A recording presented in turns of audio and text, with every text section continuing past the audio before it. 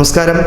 ജാർഖണ്ഡിൽ റിക്രൂട്ട്മെന്റിന് പോയ മാവോയിസ്റ്റുകളുടെ പിടിയിലായ ഒരു പ്രവാസിയുടെ കഥ ശരിക്കും ഞെട്ടിക്കുന്നൊരു കാര്യം തന്നെയാണ്. അദ്ദേഹം എങ്ങനെ രക്ഷപ്പെട്ടു എന്നുള്ളത് ദൈവത്തിനും അദ്ദേഹത്തിനും മാത്രം അറിയാമെന്നാണ് ഇപ്പോഴും നിറകണ്ണുകളോട് പറയുന്നത്. ജാർഖണ്ഡിൽ മാവോയിസ്റ്റുകളുടെ പിടിയിലായതിൻ്റെ ഞെട്ടലിലാണ് അബുദാബിയിൽ സ്വകാര്യ സ്ഥാപനത്തിൽ ഉദ്യോഗസ്ഥനായ അടൂർ സ്വദേശി. തെരഞ്ഞെടുപ്പ് ഫലം പുറത്തു വന്നപ്പോഴും ആ ദിനങ്ങളെക്കുറിച്ചുള്ള ഓർമ്മകളിലായിരുന്നു അദ്ദേഹം എപ്പോഴും ചിന്തിച്ചിരുന്നത്.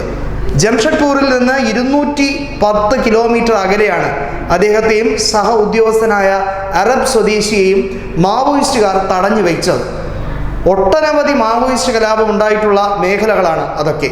കയ്യിൽ പണമൊന്നും ഇല്ലാതിരുന്നതിനാലും സംഘത്തിലെ ഇംഗ്ലീഷ് അറിയാവുന്ന വനിതാ നേതാവിനോട് കാര്യങ്ങൾ തുറന്നു പറയാൻ അദ്ദേഹത്തിന് അപ്പോൾ എന്തുകൊണ്ടോ കഴിഞ്ഞതുകൊണ്ടോ ഒക്കെയാണ് അദ്ദേഹം രക്ഷപ്പെടാൻ കഴിഞ്ഞത്. ജാർഖണ്ഡിലെ 3ാം ഘട്ട തെരഞ്ഞെടുപ്പ് പ്രചരണം അവസാനിക്കുന്നതിൻ്റെ തലേന്ന് നടന്ന സംഭവത്തിനെ കുറിച്ചാണ് അദ്ദേഹം പറയുന്നത്. അബുദാബിയിൽ ഫെസിലിറ്റി മാനേജ്മെന്റ് കമ്പനിയിലെ ഉദ്യോഗസ്ഥനായ ഇരുവരും പുതിയ ആളുകളെ റിക്രൂട്ട് ചെയ്യാനാണ് ജാർഖണ്ഡിലേക്ക് പോയത്. വളരെ തുച്ഛമായ ശമ്പളത്തിൽ ജീവനക്കാരെ കിട്ടും. കാരണം തൊഴിൽ അവിടെ ദൗർലഭ്യമാണ്, തൊഴിൽ ദാതാക്കൾ കുറവുമാണ്. 7 മണിക്ക് രാത്രി റാഞ്ചിയിൽ വിമാനത്തിലിറങ്ങി അടുത്ത ദിവസമാണ് ജംഷഡ്പൂരിലെ പ്രഗതി മൈതാനത്തിലേക്ക് പുറപ്പെട്ടത്. അതിനുശേഷം നടന്ന സംഭവങ്ങളെക്കുറിച്ച് അദ്ദേഹത്തിന് ഒരു നടുക്കത്തോടു കൂടി അല്ലാതെ പറയാൻ കഴിയത്തില്ല.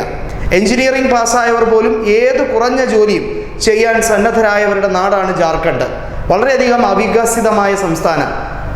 ആ യോഗ്യതയും സർട്ടിഫിക്കറ്റും ഒക്കെ ഹാജരാക്കാൻ കൃത്യമായ ഇടപെടൽ നടത്താൻ കൂടിയാണ് അവർ ചെന്നത്. 2 ദിവസത്തെ റിക്രൂട്ട്മെന്റ് കഴിഞ്ഞ് രാവിലെ 9 മണിക്ക് റാഞ്ചിയിലേക്ക് തിരിച്ചപ്പോൾ ഏകദേശം 200 കിലോമീറ്റർ കഴിഞ്ഞപ്പോൾ ചെറിയ കടകളും മറ്റും കണ്ട സ്ഥലത്തെ കാർ നിർത്തി പുറത്തിറങ്ങിയപ്പോൾ ഒരാൾ അരികിലെത്തി വണ്ടി കുറച്ചു നേരത്തേക്ക് അത് ഒന്ന് മാറ്റിയിടാൻ ആവശ്യപ്പെട്ടു.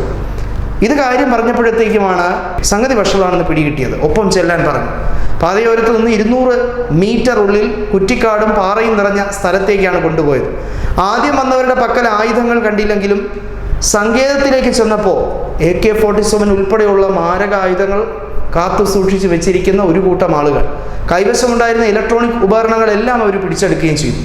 പിന്നെ 25 വയസ്സ് തോന്നിക്കുന്ന നന്നായി ഇംഗ്ലീഷ് സംസാരിക്കുന്ന യുവതി അവിടെ എത്തിയിരുന്നു. അവരോട് സംസാരിച്ചപ്പോഴാണ് അവർ മാവോയിസ്റ്റുകളാണെന്നും തെരഞ്ഞെടുപ്പിന് പണം എത്തുന്നെന്ന് അറിഞ്ഞ് വാഹനങ്ങൾ തടഞ്ഞു നിർത്തി പരിശോധിക്കുകയാണെന്നും മറ്റും മറുപടി ലഭിച്ചത്. പിന്നീടാണ് അവരോട് കാര്യങ്ങൾ വിശദീകരിച്ചതിനെ തുടർന്ന് മുതിർന്ന നേതാവിനടുത്ത് എത്തിയ ശേഷം വിട്ടയച്ചു. ജീവനും കൊണ്ട് രക്ഷപ്പെട്ടു. അതിൻ്റെ ജീവൻ തിരിച്ചു കിട്ടിയതിൻ്റെ ഒരു ആശ്വാസത്തിൻ്റെ കാര്യമുണ്ടെങ്കിലും തൊഴിലില്ലാതെ ജീവിക്കുന്ന ആയിരക്കണക്കിന് പട്ടിണി പാവങ്ങളുടെ ചെറുപ്പക്കാരുടെ കരുവാളിച്ച മുഖവും അവരുടെ ദുഃഖമൊന്നും മറക്കാൻ കഴിയില്ല എന്ന ഒരു കാര്യമാണ് അബുദാബിയിലെ താമസ സ്ഥലത്തിരുന്ന് അദ്ദേഹം പറയുന്നത്. അവരെ എങ്ങനെയും രക്ഷപ്പെടുത്തണം. ജാർഖണ്ഡിൽ ഇപ്പോഴും വികസനം എത്തിയിട്ടില്ല എന്ന ആ സത്യം ലോകത്തോട് പറയണം. ഇതൊക്കെയാണ് ഇപ്പോൾ പറഞ്ഞിരിക്കുന്നത്. ന്യൂസ് ഡെസ്ക് പ്രവാസി മലയാളി.